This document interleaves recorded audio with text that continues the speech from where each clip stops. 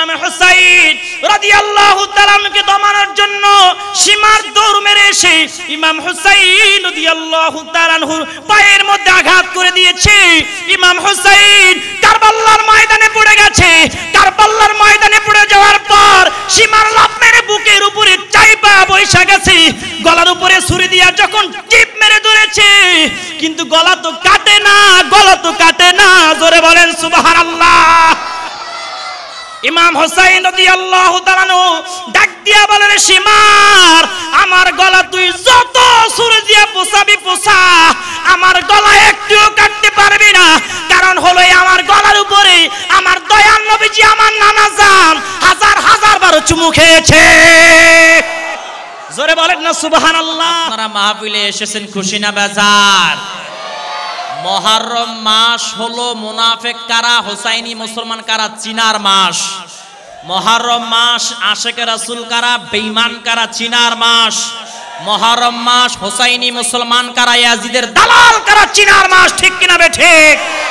মুহররম মাস আসলেই ইয়াজিদের দালালদের মুখোশ উন্মোচন হয়ে যায়। মুহররম মাস আসলেই একটা গ্রুপ আছে, টুপিওয়ালা, জুব্বাওয়ালা, দাড়িওয়ালা, খাল্লাওয়ালা, ইমাম খতিব অসংখ্য আছে, যারা ইয়াজিদকে সাহাবী প্রমাণ করতে চায়, ইয়াজিদের দালালি করে। চিল্লা বলো ঠিক না রে ঠিক? একটা কথা মনে রাখবেন, যারা ইয়াজিদের দালালি করে, ইয়াজিদকে যারা সাহাবী বলবে, ইয়াজিদকে যারা রাহমাতুল্লাহ আলাইহি বলবে, ও কাফের আর সৈদ্য গোষ্ঠী কাফের। ঠিক না রে ঠিক? এই বাংলার জমিন পীর আউলিয়ার জমিন, এই বাংলার জমিন শাহ মাকদুম, শাহ পরান, শাহজালাল, ইয়ামিনীর জমিন, এই বাংলার জমিন বারো আউলিয়ার জমিন। এই জমিনে ইয়াজিদের দালালদেরকে থাকতে দেওয়া হবে না, হবে না ইনশাআল্লাহ।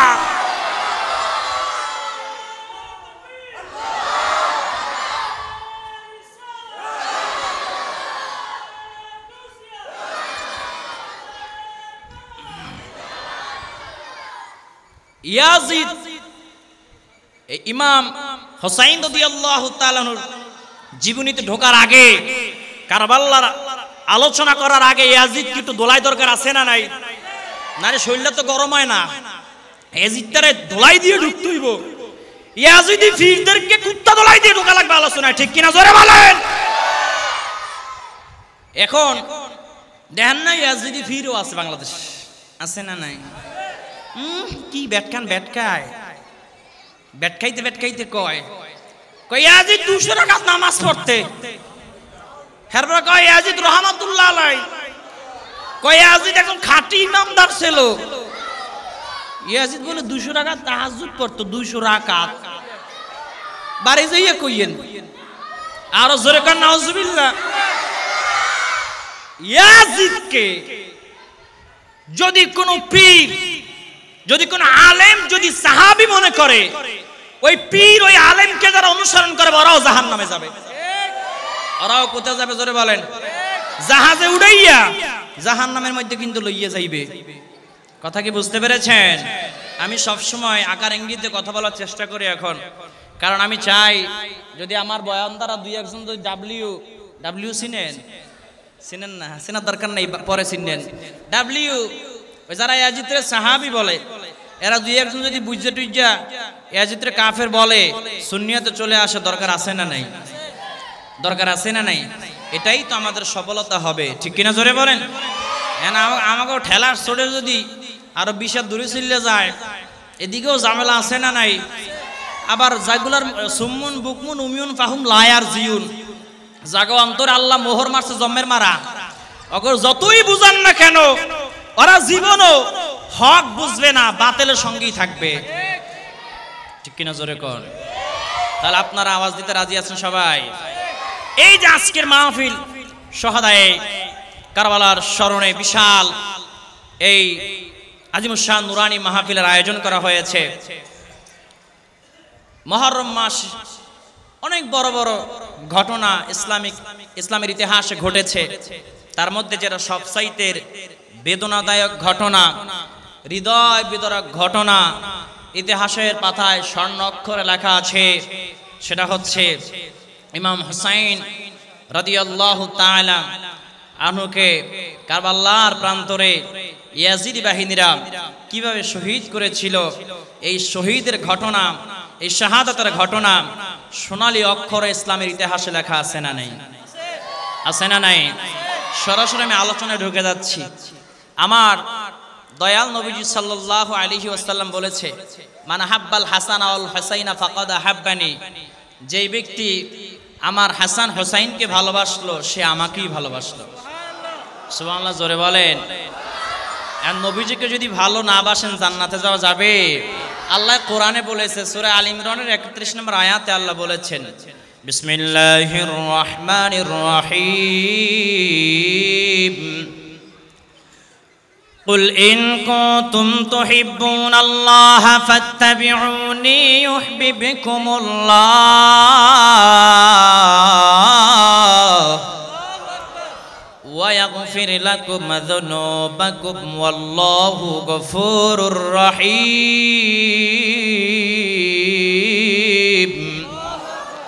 ও নবীর আশিকের দল, আমার আল্লাহ রাব্বুল আলামিন কোরআন মাজিদের মধ্যে বলেছেন, ও গো আমার হাবিব, তাম দুনিয়ার সমস্ত মানব জাতিকে আপনি জানায়া দেন, তারা যদি আমি আল্লাহকে ভালোবাসতে চায়, আমি আল্লাহর জান্নাত যদি পাইতে চায়, তাহলে যেন আপনি নবীজিকে অনুসরণ করে ভালোবাসে। আপনি নবীজিকে যদি অনুকরণ করে ভালোবাসে, আমি আল্লাহ রাব্বুল আলামিন ঘোষণা দিয়া দিলাম, আমি আল্লাহ তাদেরকে ভালোবাসবো, তাদের জিন্দেগির গুনাহগুলো আমি আল্লাহ মাফ করে দিব। জোরে বলেন না সুবহানাল্লাহ। আল্লাহ রাব্বুল আলামিন অপর আয়াতের মধ্যে বলেছেন, কুল আতিউল্লাহ ওয়ার রাসূল ফাইন তাওয়াল্লাউ ফাইন্নাল্লাহা লা ইউহিব্বুল কাফিরিন। আমার আল্লাহ রাব্বুল আলামিন বলে, হাবিব আপনি তাম দুনিয়ার মানব জাতিকে জানায়া দেন, তারা যেন আল্লাহ এবং আল্লাহর রাসূলের ইত্তেবা মানে অনুকরণ করে। ফাইন তাওয়াল্লাউ, তারা যদি মুখ ঘুরায় নেয়, মুখ ফিরায় নেয়, আপনি জানায়া দেন, ফাইন্নাল্লাহা লা ইউহিব্বুল কাফিরিন, কোন কাফের বেঈমানদেরকে আমি আল্লাহ ভালোবাসি না ঘোষণা দিয়েছেন কে? আর একটু জোরে বলেন কে? আমার আল্লাহ রাব্বুল আলামিন বলে, হাবিব আপনি তাম দুনিয়ার মানব জাতিকে জানায়া দেন, তারা যদি আমি আল্লাহকে পাইতে চায়, আমি আল্লাহর জান্নাত যদি পাইতে চায়, তাহলে যেন আপনি নবীজিকে অনুসরণ করে ভালোবাসে। আপনি নবীজিকে ভালোবাসলেই আমি আল্লাহ ভালোবাসবো, আমি আল্লাহ ওদের জিন্দেগির গুনাহগুলো মাফ করে দিব। আর যদি আপনি হাবিবকে ভালো না বাসে, অনুকরণ না করে, আমি আল্লাহ ঘোষণা দিলাম ওরা কাফের। আমি আল্লাহ কোন কাফেরদেরকে ভালোবাসি না ঘোষণা দিয়েছেন কে? এখন প্রশ্ন হলো, যদি আপনারা আহলে বাইতদেরকে যদি ভালোবাসেন, দয়াল নবীজিকে যদি ভালোবাসেন, ইমাম হাসান হুসাইন রাদিয়াল্লাহু তাআলা আনহুকে যদি ভালোবাসেন, কি উপহার পাবেন? এই সম্পর্কে আল্লাহ রাব্বুল আলামিন সূরা নিসার 13 নম্বর আয়াতের মধ্যে বলেছেন, ওয়া মান ইউতি'িল্লাহ ওয়া রাসূলাহু ইউদখিলহু জান্নাতিন তাজরি মিন তাহতিহাল আনহার। আমার আল্লাহ রাব্বুল আলামিন বলে, যারা আমার হাবিবকে ভালোবাসবে, অনুকরণ করবে, আমি আল্লাহ রাব্বুল আলামিন ঘোষণা দিয়া দিলাম, আমি আল্লাহ তাদেরকে এত সুন্দর জান্নাত দিব, এত সুন্দর জান্নাত, যেই জান্নাতের নিচ দিয়া নহরসমূহ প্রবাহমান থাকবে। জোরে বলেন না সুবহানাল্লাহ। পাইলে নিরালায় গো নবী, পাইলে নিরালায় গো নবী, আমি দুই কদমে চুমু খাবো, চরণ ধুলি মাখবো গায়ে। পাইলে নিরালায় গো নবী, পাইলে নিরালায় গো নবী। দয়াল নবী কত দূরে, লোহিত সাগরের তীরে, মদিনার সোনার ঘরে শুয়ে আছে সর্বদায়। পাইলে নিরালায় গো নবী, ও পাইলে নিরালায় গো নবী, ও পাইলে নিরালায় গো নবী আওয়াল করিয়া সিজন আখের করলে না গামন ধন্য হলো বিশ্বভুবন ধন্য হলো বিশ্বভুবন শান্তি এলো দুনিয়ায় পাইলে নিরালায় গো নবী ও পাইলে নিরালায় গো নবী উম্মতি উম্মতি বলে কাঁদেন নবী জীবন ভরে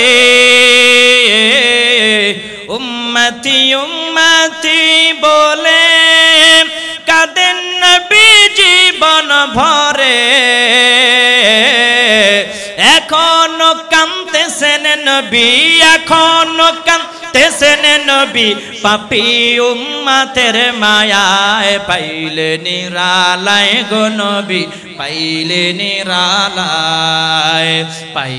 নিরালায় গো নবী সালাতুন ইয়া রাসূলুল্লাহ আলাইকুম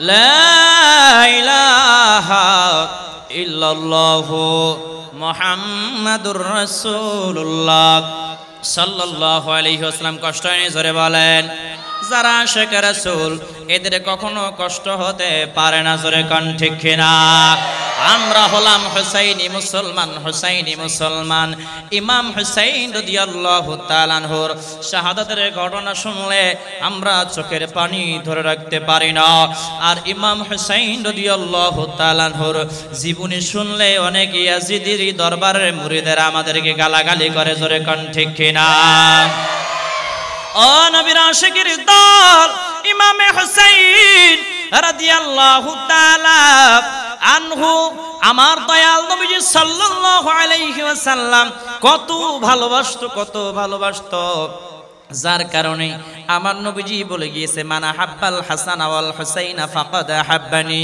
আমার নবীজি বলে গিয়েছে যেই ব্যক্তি আমার ইমাম হাসান হুসাইনকে ভালোবাসবে সে যেন আমাকে ভালোবাসলো জোরে বলেন সুবহানাল্লাহ আর নবীজি অপর হাদিসের মধ্যে বলে মান আতাআনি দাখালাল জান্নাহ যে আমাকে অনুসরণ করলো ভালোবাসলো সে জান্নাতে যাবে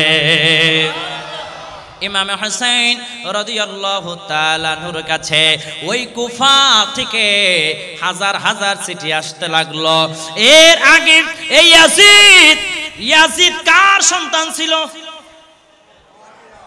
ইয়াজিদ কার ছেলে ছিল আমির মুআবিয়া রাদিয়াল্লাহু তাআলা আনহু আমির মুআবিয়া রাদিয়াল্লাহু তাআলা সন্তানের নাম কি ইয়াজিদ ওরে বাবা ইয়াজিদ কত বড় বেঈমান অগণতান্ত্রিক পদ্ধতিতে কুফার ক্ষমতা দামেস্কের ক্ষমতা দখল করে নিল ইয়াজিদ দখল করে নিয়া ইমামে হুসাইন রাদিয়াল্লাহু তাআলার কাছে চিঠি পাঠাইছে কি পাঠাইছে জোরে বলেন সেই চিঠিতে লেখা ছিল ও ইমামে হুসাইন তুমি আমার দরবারে আসো তুমি আমার কাছে আসো এসে আমার হাতে বায়াত নাও নাউজুবিল্লাহ পড়েন ইমামে হুসাইন রাদিয়াল্লাহু তাআলা আনহু চিঠি দেখা মাত্র ডাক দিয়ে বলেছিল আমি কখনো এই মদখোরের হাতে আমি বায়াত নিতে পারি না ইয়াজিদ ছিল মদখোর কি খোর জোরে বলেন ইয়াজিদ মদকে হালাল মনে করত প্রথম মদের হালাল লাইসেন্স দিয়েছিল ইয়াজিদ জোরে কন নাউজুবিল্লাহ ইয়াজিদের হাতে তো আমি বায়াত নিতে পারি না এবার আব্দুল্লাহ ইবনে আব্বাস রাদিয়াল্লাহু তাআলা আনুর সঙ্গে পরামর্শ করে নানা জান আমার নানার ইসলামকে আমি এইভাবে ধ্বংস হতে দিতে পারি না আমি কুফায় যাব আমি ওই ইয়াজিদের সিংহাসন ভেঙে তছনছ করে দিব আব্দুল্লাহ ইবনে আব্বাস রাদিয়াল্লাহু তাআলা ডাক দিয়া বলে ও ইমামে হুসাইন তুমি আগে কুফায় যাইও না কারণ কুফাবাসী তেমন সুবিধা না ইমামে হুসাইন রাদিয়াল্লাহু তাআলা ডাক দিয়া বলে নানা জান এই যে দেখেন একটা দুইটা তিনটা নয় 40,000 চিঠি কুফাবাসী আমার কাছে পাঠিয়েছে সবাই আমার হাতে বায়াত নিতে চায়, কেউ ইয়াজিদের হাতে বায়াত নিতে চায় না। সবাই আমাকে ভালোবাসে, সবাই আমাকে চায়, আমি এই জন্য কুফায় যেতে চাই। আব্দুল্লাহ ইবনে আব্বাস রাদিয়াল্লাহু তাআলা আনহু ডাক দিয়া বলে, ও ইমাম হুসাইন, এই কুফাবাসীর হাতের লেখা সুন্দর, কুফাবাসীর মুখের ভাষা সুন্দর, কিন্তু ওদের তলোয়ারের ভাষা সুন্দর না। কারণ মাওলা আলী রাদিয়াল্লাহু তাআলা তোমার আব্বাজান, তোমার আব্বাজানকেও এই কুফাবাসীরা শহীদ করে দিয়েছিল। ও ইমাম হুসাইন, আপনি কুফায় যাবেন কোনো সমস্যা নাই, তবে একজন প্রতিনিধি আগে আপনি পাঠান। কুফার অবস্থা কি, কুফার পরিবেশ কি, পরিস্থিতি কি, যখন আপনাকে জানাবে তখন আপনি কুফায় যাবেন, একা একা। এর আগে আপনি কুফায় যাইয়েন না। মুসলিম ইবনে আকিল রাদিয়াল্লাহু তাআলা আনহুকে প্রতিনিধি করে কুফায় পাঠানো হলো। মুসলিম ইবনে আকিল রাদিয়াল্লাহু তাআলা আনহুর দুইজন সন্তান সহ মুসলিম ইবনে আকিল রাদিয়াল্লাহু তাআলা আনহু যখন কুফায় চলে গেল, কুফায় গিয়া ওই যে কুফার শাহী জামে মসজিদ, মসজিদের বারান্দায় দাঁড়ায়া শুধু একবার বলেছে, আমাকে ইমাম হুসাইন রাদিয়াল্লাহু তাআলা আনহু প্রতিনিধি করে পাঠাইছে। বলতে দেরি হয়, হাজার হাজার কুফাবাসী বায়াত নিতে দেরি করে না। নামের উপরে হাজার হাজার কুফাবাসী বায়াত নিয়েছে। যেই কুফার শাহী জামে মসজিদে এক কাতার মুসল্লি হইতো না, মুসলিম ইবনে আকিল রাদিয়াল্লাহু তাআলা আনহু যাওয়ার পর ওই কুফার বিশাল শাহী জামে মসজিদ ভিতর ভরপুর হইয়া, বারান্দা ভরপুর হইয়া, রাস্তা পর্যন্ত ভরপুর হয়ে গিয়েছিল। জোরে কান সুবহানাল্লাহ। এদিকে ইমাম হুসাইন রাদিয়াল্লাহু তাআলা আনহুর কাছে চিঠি পাঠিয়ে দিয়েছে মুসলিম ইবনে আকিল রাদিয়াল্লাহু তাআলা আনহু। চিঠিতে লেখা ছিল, ও ইমাম হুসাইন, আপনি আসেন, আপনি আসেন, কুফাবাসী অনেক ভালো, এখানে পরিবেশ অনেক ভালো, এখানে সবাই আপনার হাতে বায়াত নিতে চায়, সবাই আপনাকে ভালোবাসে, সবাই আপনাকে চায়, আপনি আসেন, কোনো বাধা নাই, কোনো বাধা নাই, কোনো বাধা নাই। আপনার নামের উপরে হাজার হাজার কুফাবাসী বায়াত গ্রহণ করেছে।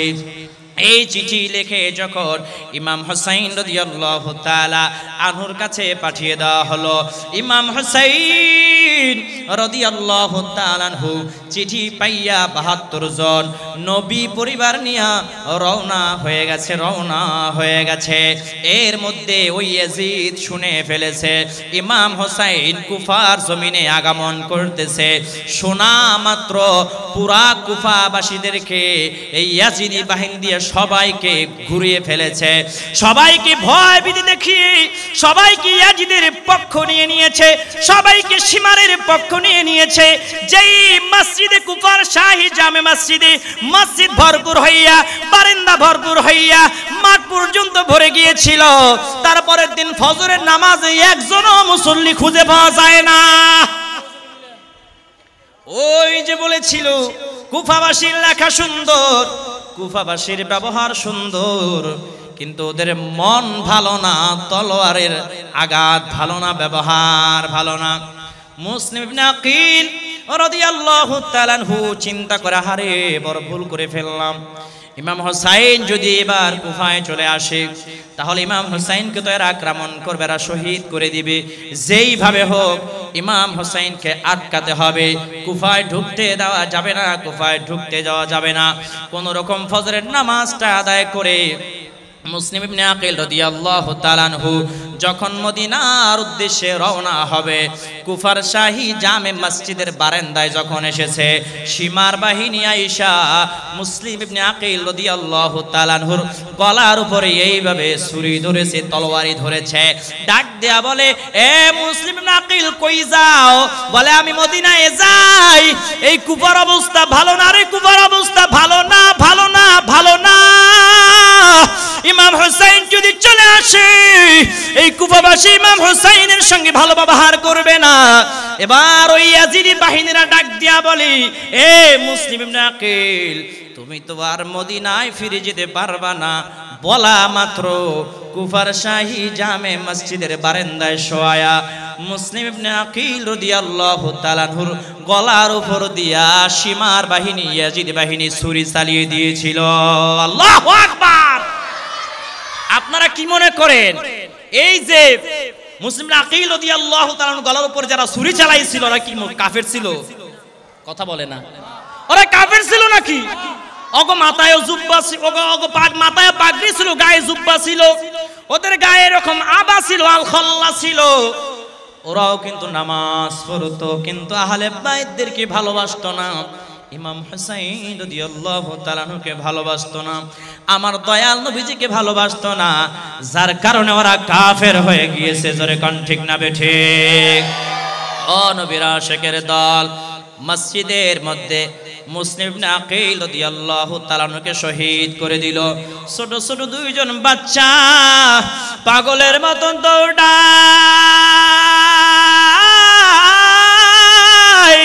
মদিনার দিকে দৌড়ায়, আর আসমানের দিকে তাকায় বলে, রে বাতাস যদি মদিনার দিকে যাও রে, আমাদের খবরটা ইমাম হুসাইনের কানে পৌঁছায়া দিও।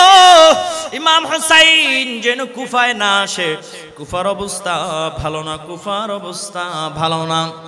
শেষ পর্যন্ত ইয়াজিদি বাহিনীরা ওই মুসলিম ইবনে আকিল রাদিয়াল্লাহু তাআলা আনহুর দুইজন সন্তানকেও জবাই করে দিয়েছিল। জোরে কান আল্লাহু আকবার। ও নবীর আশিকের দল, এবার ইমাম হুসাইন রাদিয়াল্লাহু তাআলা আনহু সফর করতে করতে যখন কারবালার প্রান্তরে যখন চলে এসেছে, 22,000 ইয়াজিদি বাহিনীরা কারবালার প্রান্তর ঘেরাও করে ফেলেছে, ফোরাত নদীর তীর পার ঘেরাও করে ফেলেছে। ইমাম হুসাইনকে ডাক দিয়া বলে, আরে ইমাম হুসাইন তুমি আর কুফায় যেতে পারবা না, তুমি আর কুফায় যেতে পারবা না, এখানেই আমাদের সঙ্গে জিহাদ করা লাগবে, যুদ্ধ করা লাগবে। ইমাম হুসাইন রাদিয়াল্লাহু তাআলা আনহু বারবার ডাক দিয়া বলে, ও ইয়াজিদি বাহিনীরা, ও সীমার, আমি যুদ্ধ করতে আসি নাই, আমি তো তোমাদের সঙ্গে জিহাদ করতে আসি নাই, আমি তোমাদের সঙ্গে মারামারি করতে আসি নাই, তোমরা আমাকে দাওয়াত করেছ, আর এই দাওয়াত পাইয়া আমি তোমাদের কাছে এসেছি, তোমাদের দাওয়াতি মেহমান হয়ে আমি কুফার জমিনে যাচ্ছি। জোরে বলেন সুবহানাল্লাহ। ও নবীর আশিকের দল, কোনো কথাই কাজ হয় না। ইমাম হুসাইন রাদিয়াল্লাহু তাআলা আনহুকে বারবার ডাক দিয়া বলে, ও ইমাম হুসাইন তোমাকে যুদ্ধ করা লাগবে। ইমাম হুসাইন রাদিয়াল্লাহু তাআলা ডাক দিয়া বলে, এরে সীমার, হয়তো আমাকে কুফায় যেতে দাও, আর না হলে আমাকে মদিনা মনোরায় ফিরে যেতে দাও। না না, ওরা মদিনায়ও ফিরে যেতে দিবে না, কুফায়ও ফিরে যেতে দিবে না, কোথাও যেতে দিবে না। 72 জন নবী পরিবারদেরকে ওই কারবালার ময়দানে আটকে রেখেছে, কারবালার ময়দানে জিম্মি করে ফেলেছে। ইমাম হুসাইন রাদিয়াল্লাহু তাআলা আনহু ওইখানে তাবু গাড়লেন।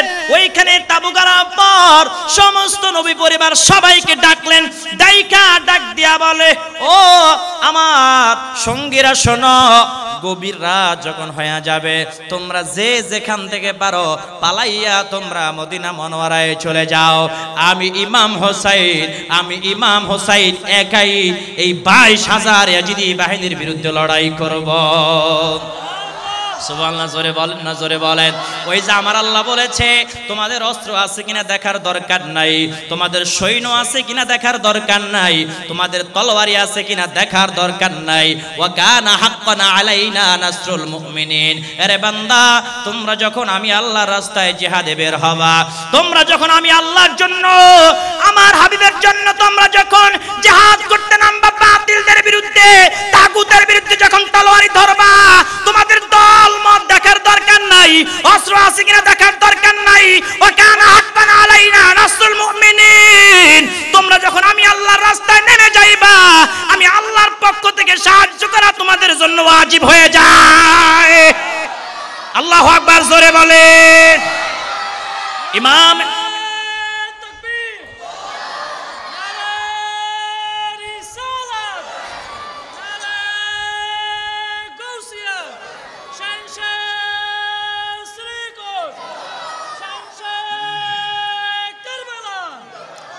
ইমাম হুসাইন রাদিয়াল্লাহু তাআলা আনহু এই কথা যখন বলেছে, সমস্ত নবী পরিবাররা ডাক দিয়া বলে, ও ইমাম হোসেন, আমরা আপনাকে একা ফেলে কখনো যাব না, একসাথে এসেছি, দরকার হলে একসাথে জীবন দেয়া দিব। আপনি ইমাম হোসেনকে একা ফেলে যদি আমরা মদিনায় চলে যাই, কালকে আমাদের ময়দানে দয়াল নবীর সামনে দাঁড়ায় কোনো জবাব দিতে পারবো না, প্রয়োজনে আমরা জীবন দিয়ে দিব। আপনি ইমাম হোসেনকে একা ফেলে আমরা মদিনায় ফিরে যেতে চাই না। আল্লাহু আকবার জোরে বলেন। ও নবীর আশিকের দল, এবার ইমাম হোসেন রাদিয়াল্লাহু তাআলা আনহু যুদ্ধের জন্য প্রস্তুতি নিচ্ছে। এমন সময় ইমাম হোসেন রাদিয়াল্লাহু তাআলা আনহুর স্ত্রী সোহার বানু, সবাই গভীর মনোযোগ দেন, এখান থেকে মেইন আলোচনা। সোহার বানু ডাক দিয়া বলে, ওগো আমার স্বামী ইমাম হোসেন, আপনি ইয়াজিদের বিরুদ্ধে লড়াই করবেন, কোনো আপত্তি নাই। আপনি তাগুতের বিরুদ্ধে লড়াই করবেন, কোনো আপত্তি নাই।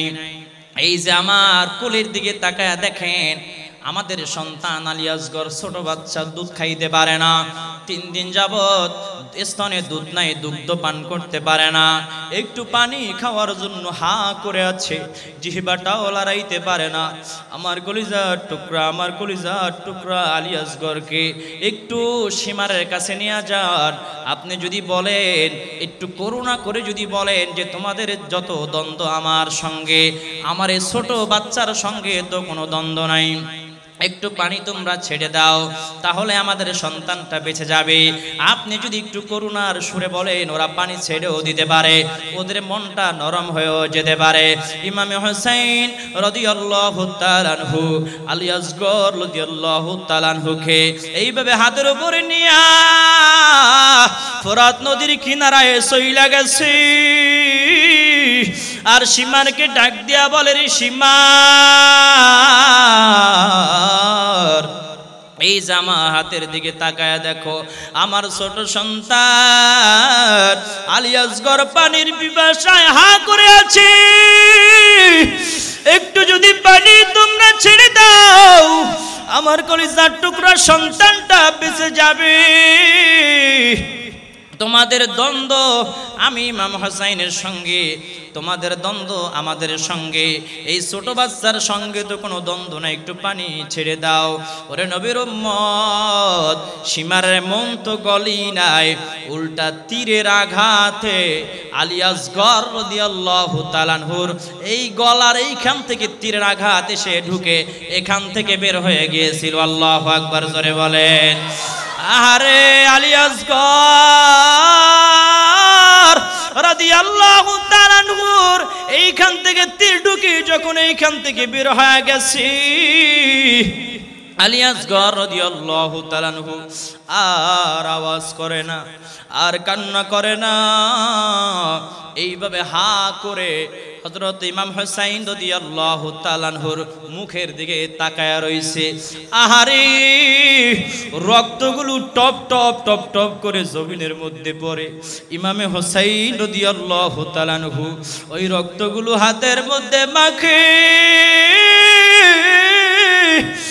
ইমামে হোসেন রাদিয়াল্লাহু তাআলা আনহু রক্তগুলো হাতের মধ্যে মাখে আর ডাক দিয়া বলে, রে সন্তান, তোমাকে একটু পানি পান করাইতে আনছিলাম, এই সীমার বাহিনী পানি দিল না, তোমাকে ওরা দুনিয়া থেকে বিদায় করে দিল। এই রক্তগুলো হাতের মধ্যে মাখে আর চোখের পানি ছেড়ে দিয়া কান্না করে।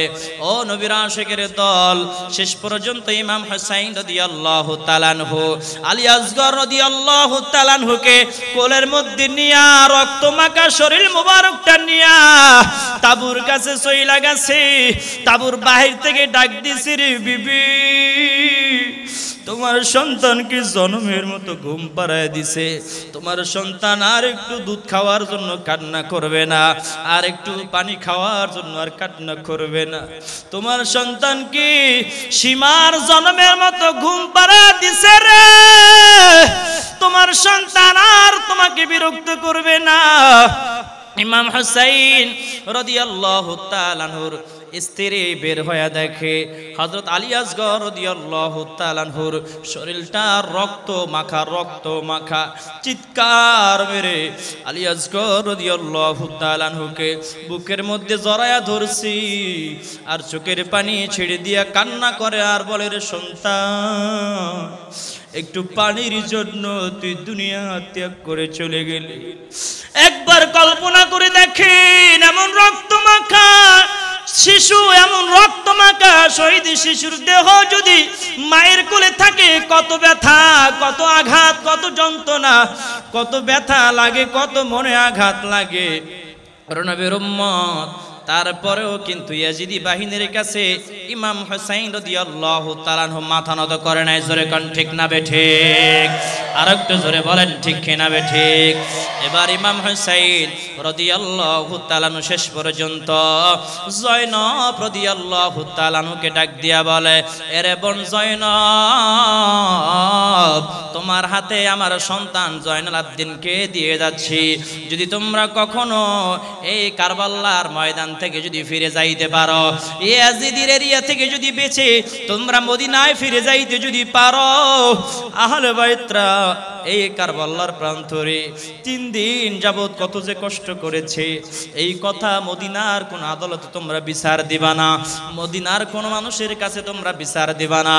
তোমরা যদি মদিনা মনোয়ারায় ফিরে যাইতে পারো, আমার নানা জানের রওজা মুবারকের কাছে দাঁড়ায়া তোমরা বিচার দিবা। আমার নানা জানের রওজা মুবারকের সামনে দাঁড়ায়া আমার নানা জানের কাছে সব কিছু খুলে বলবা। মদিনায় কারো কাছে বিচার দিবা না, মদিনায় কারো দরবারে বিচার দাবি করবা না, আমার নানা জানের কাছে খুলে সমস্ত ঘটনাগুলো বলবা। নবীর উম্মত ওই কারবালার প্রান্তর থেকে জয়নব এবং জয়নাল আবদিন রাদিয়াল্লাহু তাআলা আনহু বেঁচে ফিরেছিল। জয়নব এবং জয়নাল আবদিন মদিনায় যাওয়ার পর হাজার হাজার মদিনাবাসী ঘটনা শোনার জন্য এসেছে। নবী পরিবার আহলে বাইতের সঙ্গে কি রূপ আচরণ করেছে ইয়াজিদ সীমার, এই ঘটনা শোনার জন্য যখন আসছে কারো কাছে কোনো ঘটনা বলে না। আমার দয়াল নবীজি সাল্লাল্লাহু আলাইহি ওয়াসাল্লামের রওজা মুবারকের কিনারায় দাঁড়ায় চোখের পানি ছেড়ে দিয়ে কান্না করে করে বলেছিল, যত মদিনাবাসী এই ঘটনা শুনেছিল হাউমাউ করে চিল্লায়া কান্না করেছিল। ওর নবীর উম্মত একজন মাত্র পুরুষ জয়নুল আবদিন, যে পুরা কারবালার ঘটনা নিজের স্বচক্ষে দেখে জীবিত ফিরেছিল। জোরে কান আল্লাহু আকবার। ও নবীর আশিকের দল, ইমামে হুসাইন রাদিয়াল্লাহু তাআলা আনহু এবার ওই ইয়াজিদি বাহিনীর বিরুদ্ধে জিহাদের ময়দানে যখন নেমে যাবে, আমার দয়াল নবীজি সাল্লাল্লাহু আলাইহি ওয়াসাল্লাম ওই যে পাগড়ি মোবারক দিয়েছিল, হাদিয়া দিয়েছিল, ওই পাগড়ি মোবারক মাথা মোবারকে লাগাইছে। আমির হামজা রাদিয়াল্লাহু তাআলা আনহুর যে যুদ্ধের পোশাক, ওই যুদ্ধের পোশাক গায়ের মধ্যে লাগাইছে। মাওলায়ে আলী রাদিয়াল্লাহু তাআলা আনহুর যে জুলফিকার তলোয়ার, ওই তলোয়ারি হাতের মধ্যে নিছে। একটি ঘোড়ার উপর ওইটা 22,000 ইয়াজিদি বাহিনীর সঙ্গে লড়াই শুরু করেছে। হঠাৎ করে সীমার তাকায়া দেখে যে ইমামে হুসাইন রাদিয়াল্লাহু তাআলা আনহু বেঈমানদেরকে, ইয়াজিদি বাহিনীদেরকে কচুর মতন কুচাচ্ছে, কাটে ফেলতেছে, জাহান্নামের কুত্তা বানায় দিচ্ছে। জোরে কোন আল্লাহু আকবার। হুসাইন রাদিয়াল্লাহু তাআলা আনহুকে দমানোর জন্য সীমার দৌড় মেরে এসে ইমাম হুসাইন রাদিয়াল্লাহু তাআলা আনহুর পায়ের মধ্যে আঘাত করে দিয়েছে। ইমাম হুসাইন কারবালার ময়দানে পড়ে গেছে। কারবালার ময়দানে পড়ে যাওয়ার পর সীমার লাফ মেরে বুকের উপরে চাইপা বৈশা গেছে। গলার উপরে ছুরি দিয়া যখন টিপ মেরে ধরেছে, কিন্তু গলা তো কাটে না। জোরে বলেন সুবহানাল্লাহ। ইমাম হুসাইন রাদিয়াল্লাহু তাআলা আনহু ডাক দিয়া বলেন, সীমার, আমার গলা তুই যত ছুরি দিয়ে পোছাবি পোছা, আমার গলা একটুও কাটতে পারবি না। কারণ হলো আমার গলার উপরে আমার দয়াল নবীজি, আমার নানা জান হাজার হাজার বার চুমু খেয়েছে। জোরে বলেন না সুবহানাল্লাহ। বীর আশিকের দল, ইমাম হুসাইন রাদিয়াল্লাহু তাআলা আনহুর কেমন অবস্থা ছিল একটু চিন্তা করেন। আহারি 3 দিন যাবত পানি খাইতে পারে নাই, অসুস্থ শরীর, দুর্বল শরীর মুবারক নিয়ে বাতিলদের বিরুদ্ধে, তাগুতের বিরুদ্ধে লড়াই করার জন্য নাইমা গেছে রে। মাথা নত করে নাই, মাথা নত করে নাই, মাথা নত করে নাই। ইসলাম জিন্দা হোতা है हर কারবালা কি বাত। ইসলাম জিন্দা হয়েছে কারবালার রক্তের বিনিময়ে, ইমাম হুসাইনের রক্তের বিনিময়ে, আহলে বাইতের রক্তের বিনিময়ে, নবী পরিবারের রক্তের বিনিময়ে। ঠিক কিনা বেঠে? আরো জোরে বলেন ঠিক কিনা?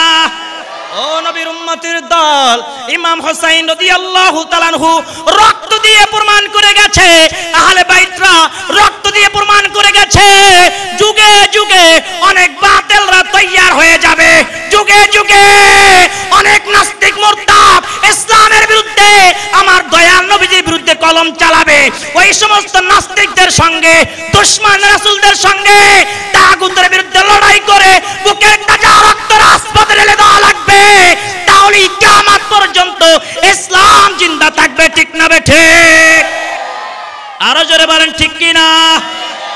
ও নবীর আশিকের দল, এবার ইমাম হুসাইন রাদিয়াল্লাহু তাআলা আনহু ডাক দিয়া বলে, সীমার তুই কিন্তু আমার গলা সামনে দিয়া কাটতে পারবি না, আমাকে উপর করে তারপরে আমার গর্দানের উপর দিয়ে তারপরে তুমি ছুরি চালাও, তাহলে কাটতে পারবা।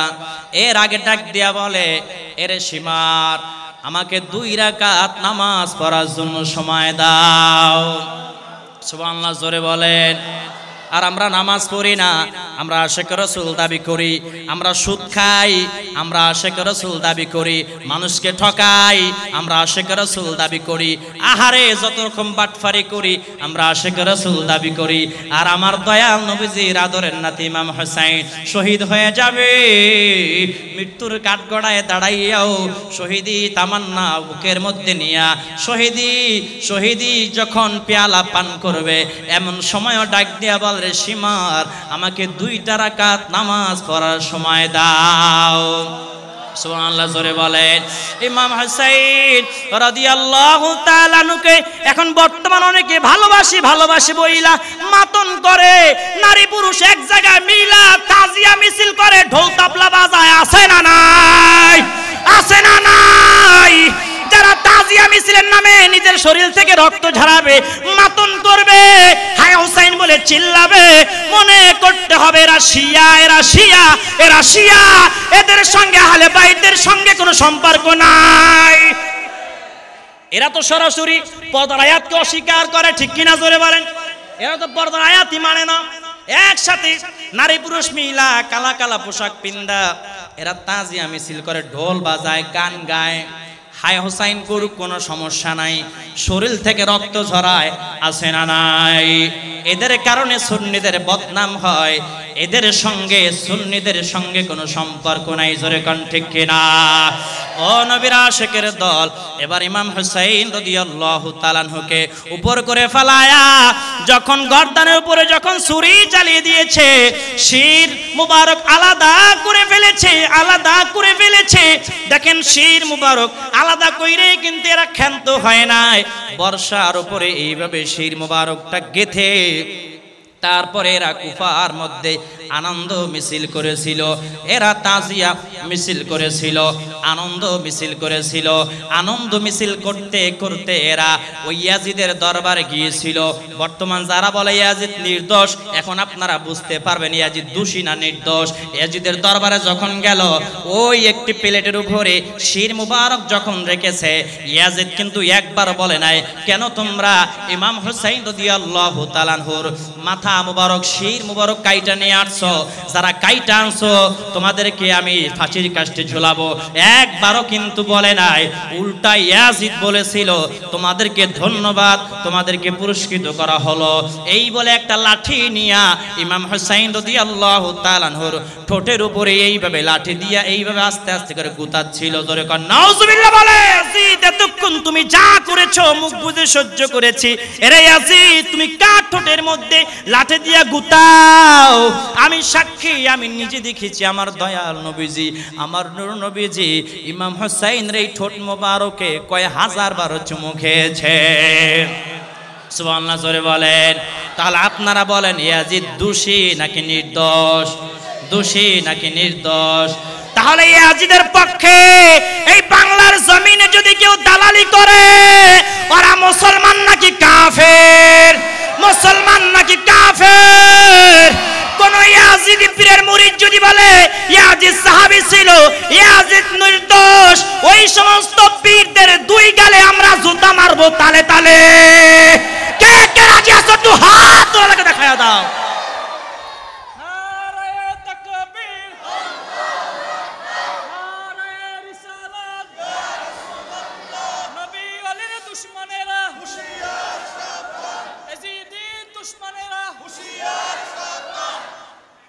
ইয়াজিদ এত বড় কাফের ছিল, আর আপনারা একবারে জাহাজ বাবা পান খাইয়া হিন্দে লেবরা পরে আছে না নাই? আবার সুর দিয়া কান্দে, কয় বাবা কান্দো কান্দো, তোমাকে চোহের পানি কি হুগাইয়া গেছে? যদি হুগাইয়া যায় বাড়া মরিচ দিয়া কান্দো, আছে না? কালকে আমাদের ময়দানে মোর ফির বাবা জাহাজ লইয়া উঠবে, আর ওই জাহাজের মধ্যে সবাই ডাক্কা লইয়া জান্নাতের মধ্যে হাইন্দিয়া পড়বে। ওই কিয়ামতের দিন জাহাজটা পাবে কই? কথা বলে না কেন? যাদের আকীদা হলো ইয়াজিদ সাহাবী, যাদের আকীদা হলো ইয়াজিদ 200 রাকাত নামাজ পড়তো, যাদের আকীদা হলো ইয়াজিদ নির্দোষ, এদের পীর তো জাহান্নামে যাবে। আবার জান্নাতের জাহাজটা পাবে কোথায়? আর মুরিদ সহ জাহান্নামে যাবে। ঠিক কিনা বেঠিক জোরে বলেন।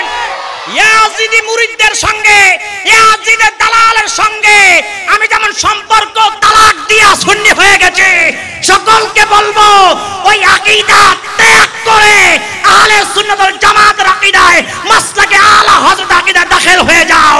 আহলে সুন্নাত ওয়াল জামাতের আকীদায় দাখিল হয়ে যাও, জান্নাতে যাইতে পারবা। ঠিক কিনা বেঠিক জোরে বলেন। আপনারা রাগ করেন নাকি? নাকি রাগ করতেছেন যে হুজুরে দেয় দি ঠাড়া একছেন? আমি হক কথায় বিশ্বাসী, আমি হক কথায় দাওয়াত জাবাব দেবেন আগামী বছর, ওই আশা আমি মাহফিল করি না। তো আমার রাশি আছে আবার, যে জায়গায় একবার দেখে পরে আবার নেয় নেয় কে আল্লাহ জানে। হুজুর আপনার সুর যেমন তেমন, ওই যে দেন যে ওইটাই ভাল লাগে। ঠিক কিনা জোরে বলেন। তেলের গাড়ি তেলে চলে, হাওয়ার গাড়ি হাওয়ায় চলে, তেল বিনে চলায় গাড়ি নবী সুলাইমান। আমরা সেই মুসলমান, আমরা সেই মুসলমান। জোরে কোন ঠিক কিনা? আমাদের জীবন চলে যাবে বাতিলের কাছে, আমরা তাগুতের কাছে আমরা মাথা নত করব না। মাথা নত করা যাবে? ছাত্ররা দেখেন না এখন কি পরিস্থিতি, দেশের অবস্থা ভয়ানক। ওরে বাবা, কাল সেই কিশোরগঞ্জ মাহফিল ছিল, আমি কি ওই চট্টগ্রাম মাহফিল গেছে সাইহুলের একটা না 1:30 ফোন দিছি, 1:30টায়। তখন আমি বৈরব রেল স্টেশন, সেই 12টা বন্ধ মাহফিল করিয়া বৈরব ভাইয়া 4 ঘন্টা খারাই রইছি। কয় ঘন্টা? এরপর বিজয় এক্সপ্রেস ট্রেনের নাম ময়মনসিংহ আইছে 3টায়, 3:30, 4টা বাজছে, 4টায় আইছে। হ্যাঁ দেখি ওই জায়গায় স্টেশনে আমি আর কয়টা টোকাই ছাড়া আর কেউ নাই। আমাকে টোকাইরা যদি ধরি আমার ক্যামেরাটা সব লইয়া লাই, তাতে কামই হয়েছে। দেখি না টোকাইরা কিছু কয় না, সালাম কালাম দেয়, কেউ যাবেন আমাকে বেটা মাহফিলে যাম, কেউ সমস্যা নেই খারাই থান, বিজয় আইবে। আমাকে বেটা বিজয় তো এমনি হইবে, সুন্নিয়তের বিজয় তো খুব সন্নিকটে। ঠিক কিনা জোরে বলেন। গাউসিয়া কমিটি বাংলাদেশ যেভাবে তামাম মুসলিম বিশ্বে ছড়িয়ে ছিটিয়ে পড়ছে, এতে একদিন দেখবেন এই গাউসিয়া কমিটির ভাইয়েরা শাহিন শাহের সিরকুটের দামান যারা ধরেছে, শাহিন শাহের সিরকুটে আমার পীর ভাইয়েরা এবং গাউসিয়া কমিটির ভাইয়েরা যদি চেষ্টা করে, আর একটু চেষ্টা যদি করে, তামাম বাংলাদেশ সুন্নিয়াতের হাতে চলে আসবে ইনশাআল্লাহ। ঠিক না ঠিক? কারণ গাউসিয়া কমিটির ভাইয়েরা ভণ্ডামি শিখে নয়, শাহিন শাহের সিরকুটের দামান যারা ধরেছে এরা কারো পাট চাটতে শিখে নয়, এরা বুকের তাজা রক্ত ঢেলে দিয়ে সুন্নিয়াতের ঠিক? আরো জোরে বলেন ঠিক কি না? এই যে আপনারা দেখেন বর্তমান কি পরিস্থিতি, কি যে একটা অবস্থা দেশে। আমার বয়স 32 বছর মনে হবে, 31 শেষ 32, এই বুইরা হয়ে গেছে গা। এমন আন্দোলন দেখিনি আজকে যা দেখলাম, উড়ি বাবা কি যে পরিস্থিতি। আমি কেন পোলা হয় ছাত্ররা আন্দোলন করে, এটা বিপক্ষে কি লেখার সুযোগ আছে? বিপক্ষে লেখার সুযোগ আছে? এটা তো রাজনৈতিক আন্দোলন নয়, এটা দলীয় আন্দোলন না, এটা হচ্ছে 16 কোটি বাংলাদেশের যতগুলো জনগণ আছে প্রায় 90% জনগণের দাবি, ঠিক কিনা জোরে বলেন? হুজুররা মোহের মধ্যে কুলুপ আঁকছে, কুলুপ। হুজুররা মাহফিল আসলে 1 লাখ 1.5 লাখ টাকা নিয়ে যায়, আর এরা হক কথাগুলো বলতে পারে না, ফেসবুকে স্ট্যাটাসও দিতে পারে না, ঠিক কিনা জোরে বলেন? মানবতার ফেরিওয়ালা দাবি করে, বন্যার সময় বিকাশ নাম্বার দেয়, নগদ নাম্বার দেয়, ডাচ বাংলা অ্যাকাউন্ট দিয়ে টাকা উঠায়। আর বর্তমান নিরীহ মজলুম ছাত্রদের পক্ষে, ছাত্র সমাজের পক্ষে একটা স্লোগান দিতে পারে না, ঠিক কিনা জোরে বলে? আমি খুব গবেষণা করেছি এই আন্দোলন নিয়ে। এটা কি এর আন্দোলন, এটা কোনো কারো চক্রান্ত আছে কিনা এটা জানা দরকার আছে না? দেখলাম যে না, এগুলো সব সাধারণ ছাত্র জনতা, এরা রাজনীতি না, এরা নিজের অধিকার আদায়ের আন্দোলন, কোটা বাতিলের আন্দোলন। এদের দাবি হলো যে শুধুমাত্র মুক্তিযুদ্ধের ছেলেদের কোটা থাকবে, প্রতিবন্ধীদের কোঠা থাকবে, প্রতিবন্ধীদের কোঠা থাকবে, আর কারো কোঠা থাকবে না। কারণ অর্ধেক কোঠা যদি আপনারাই নিয়ে যান, তাহলে আমরা বিসিএস ক্যাডার হয়ে মাস্টার্স অনার্স ডিগ্রি পাস করে ভ্যান চালাই আর পাঠাও চালাই আর দোকানদারি করি, এটা হতে পারে না। আপনার নাতি ঘরের পুতুরি করে ছাতিও খাবে আর আমরা লেখাপড়া করে রিস্কা চালাবো, এটা হতে পারে না। বৈষম্য নীতি বাংলার জমিনে থাকতে পারে না। 1971 সনে রক্তের বিনিময়ে বাংলার জমিন স্বাধীন হয়েছে। এই দেশে বৈষম্যের কোনো ঠাঁই নাই। কোটা নীতি বাতিল করতে হবে, বাংলাদেশের 16 কোটি জনগণের দাবি, ঠিক কিনা জোরে বলো? কে কে একমত আছো? দুহাত তোলা দেখায়া দাও। তাকবীর দেন না, আতুড়াইছে তাকবীর দেন না, এই নারা তাকবীর দাও। নারে তাকবীর, নারে গাউসিয়া, আহলে সুন্নাত ওয়াল জামাত। আমি এটা কোন এলাকা? কলসিদিগির পার। এই যে বিশাল এই মসজিদের নাম কি? হযরত জাফর আলী মালুম রহমাতুল্লাহ আলাইহি কেন্দ্রীয় শাহী জামে মসজিদ থেকে স্লোগান দিয়ে যায়, আমার কোন ভাইয়ের যদি রক্ত ঝরে, আপনারা দেখেছেন অনেক নিরীহ ছাত্র ভাইদের প্রাণ ঝরে গেছে রাজপথে, অনেক বন্ধের প্রাণ গিয়েছে রাজপথে।